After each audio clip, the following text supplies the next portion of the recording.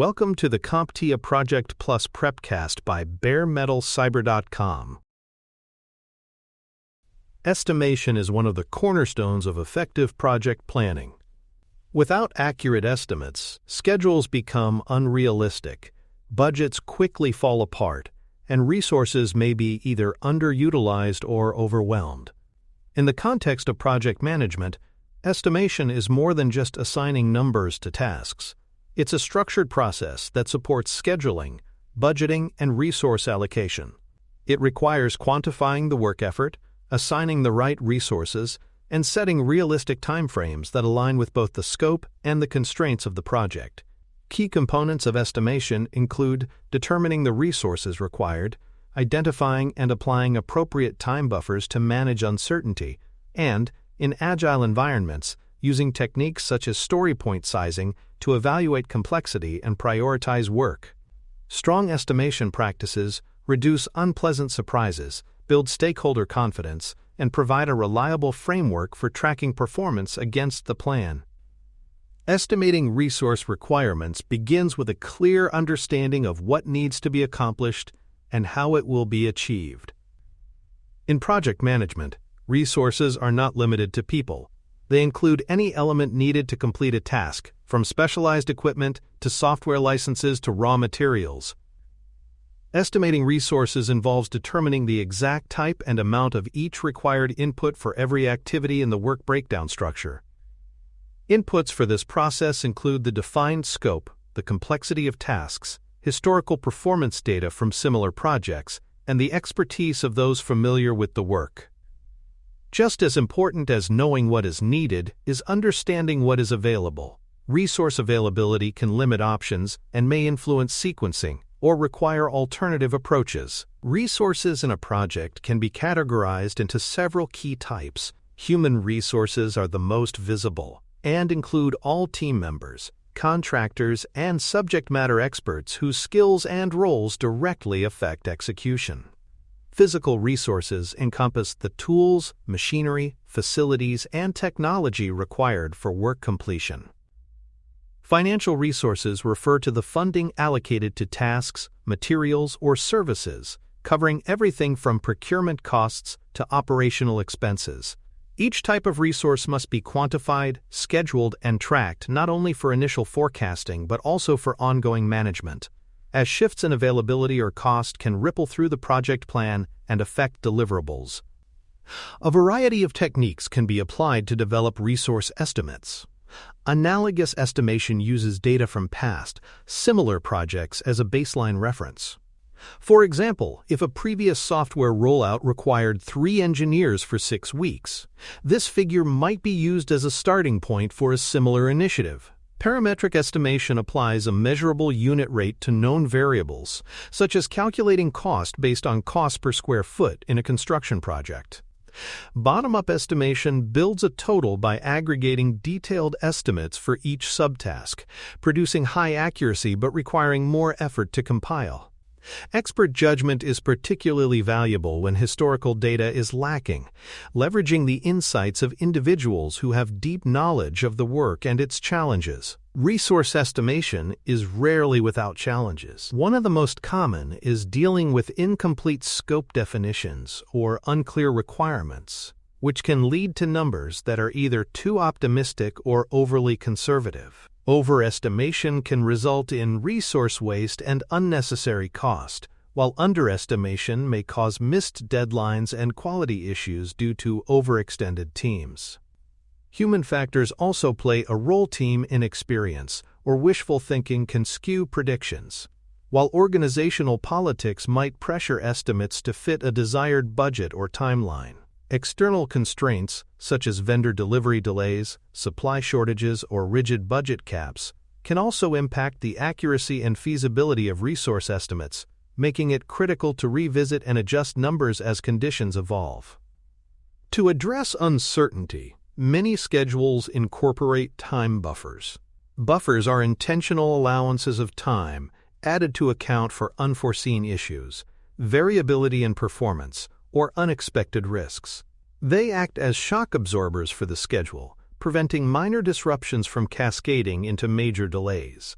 Buffers are not part of individual task durations but are positioned at strategic points in the plan, such as at the end of a phase or before a critical milestone. They are particularly valuable in protecting the critical path, ensuring that essential tasks can still be completed on time, even when delays occur in related but non-critical activities. There are several types of buffers used in scheduling. The project buffer is placed at the very end of the schedule to safeguard the final milestone. The feeding buffer protects non-critical path activities that feed into critical path tasks, ensuring that delays in these supporting activities do not impact critical work. A management reserve is a discretionary buffer held back by leadership to address high-risk or unforeseen changes.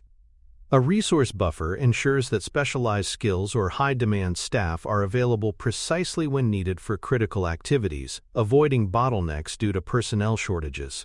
Each buffer type serves a specific purpose and must be placed thoughtfully for maximum impact. Calculating buffer durations can be done in several ways. In simpler cases, they might be based on a set percentage of task duration, such as adding a 10% contingency to certain phases. More advanced approaches use risk analysis, taking into account the probability and potential impact of specific threats to determine the necessary buffer size. Historical variance data can also inform buffer calculations, revealing typical deviations between planned and actual durations in past projects. Some project managers employ Monte Carlo simulations to model thousands of potential schedule scenarios, allowing buffer placement and size to be data-driven rather than arbitrary. In all cases, the goal is to strike a balance between having enough flexibility to handle disruptions and avoiding excessive padding that can reduce efficiency. However, buffers can be misused. If they are seen as extra time rather than a protective measure, teams may become complacent, using up the allowance without addressing the root causes of delays. In some cases, buffers can be hidden within task estimates, inflating the schedule and inviting stakeholders to cut them without understanding their purpose. Over-reliance on buffers may discourage efforts to improve estimation accuracy or execution discipline. The key to avoiding these pitfalls is transparency, clearly documenting why each buffer exists, how it was calculated, and under what circumstances it can be used. This openness builds stakeholder trust and ensures buffers serve their intended role in schedule protection. In Agile project environments, estimation takes a different form from traditional predictive scheduling. Rather than focusing on exact hours or days for each task, Agile teams often use story points to measure effort. Story points are a relative sizing method that accounts for complexity, effort, and uncertainty without locking the team into a fixed time commitment. This allows teams to compare different pieces of work in relation to one another, focusing on how challenging or time-consuming something is compared to a known baseline. By decoupling effort from fixed time, Agile estimation promotes flexibility, reduces the pressure of time-based tracking, and supports continuous flow of work based on the team's proven delivery capacity. Assigning story points is a collaborative process that relies on the entire team's input.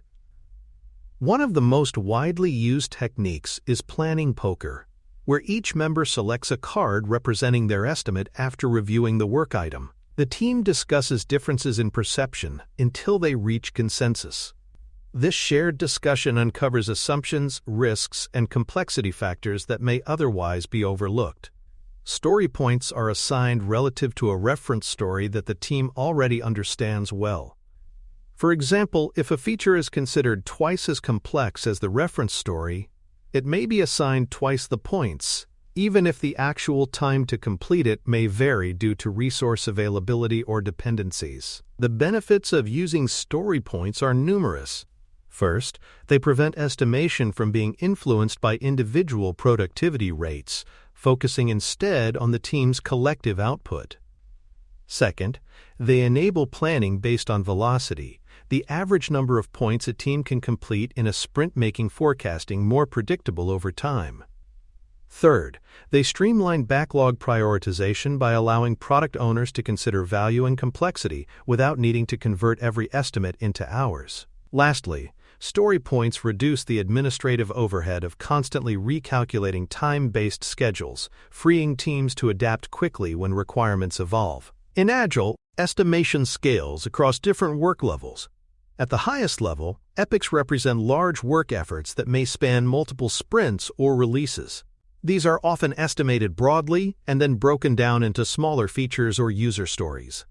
Features are mid-sized components, typically estimated once the team has enough detail to understand their general complexity. User stories are the smallest units of work, designed to be completed within a single sprint. The closer work gets to execution, the more refined the estimate becomes. This progressive elaboration aligns with Agile's iterative nature and ensures that detailed estimation effort is spent only when it's most relevant. Estimating team capacity is a critical part of Agile planning. Capacity is based on the number of hours or days the team has available in a sprint, adjusted for planned time off, training, or other non-project activities. Combined with historical velocity data, capacity informs how many story points the team can commit to realistically. Over time, as the team tracks completed points across multiple sprints, velocity becomes a reliable forecasting tool.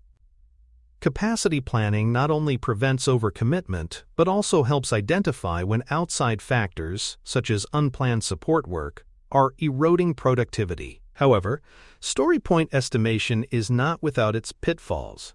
Teams may anchor on previous point assignments without re-evaluating whether current conditions have changed. Stakeholders unfamiliar with Agile principles may try to convert story points into hours or use them as performance metrics, undermining their intended purpose. Overly detailed estimation sessions can drain time and erode flexibility, while a lack of shared reference stories can lead to inconsistent sizing between team members. Avoiding these pitfalls requires ongoing education for both the team and stakeholders, as well as disciplined estimation practices. Risk and uncertainty should be explicitly considered when assigning estimates, whether in predictive or Agile environments. In Agile, work that carries significant unknowns or technical complexity often receives higher story point values, reflecting the likelihood of additional effort. Outside the point system, time buffers can be incorporated at the sprint or release level to absorb known risks without padding individual items. Historical variance, how actual effort compares to estimated effort, provides valuable feedback for adjusting both point assignments and buffer sizes in future planning cycles. Honest conversations during estimation sessions about uncertainty help prevent underestimation and set realistic expectations. Estimates should not be static. As work progresses and more information becomes available, estimates can and should be refined. In predictive projects, updated estimates may lead to formal schedule or budget revisions. In Agile, refinement happens continuously through backlog grooming and sprint planning sessions. Retrospectives are particularly valuable for reviewing how accurate recent estimates were and identifying patterns, such as consistent overestimation in certain types of work, that can be addressed. Over time, this iterative improvement strengthens the team's ability to forecast and deliver predictably. Hybrid project models combine elements of both predictive and Agile estimation. For example, a project may use traditional time-based estimation for major milestones while using story points to manage iterative work within sprints. In such cases, mapping story points to an approximate time range can help bridge communication gaps with non-Agile stakeholders while still preserving the flexibility and velocity-driven planning that points provide. The key is ensuring that both systems align with governance requirements and that translation between them does not distort their intended use. Ultimately, effective estimation, whether it involves detailed task hours, protective buffers, or relative sizing with story points, is about balancing accuracy, flexibility, and efficiency. Predictive projects benefit from detailed upfront resource and duration estimates, supported by carefully planned buffers to absorb the unexpected. Agile projects thrive when teams can size work quickly, prioritize effectively, and adapt based on their demonstrated capacity. In either case, the integration of resources, time allowances, and clear estimation methods strengthens predictability and improves stakeholder confidence. Mastering these skills is not only crucial for exam success, where you'll need to distinguish between techniques and their applications, but also for real-world project delivery, where estimation quality often determines whether your plan is an achievable roadmap or an unrealistic wish list. Thank you for listening. Please follow baremetalcyber.com on social media and check out our books at cyberauthor.me.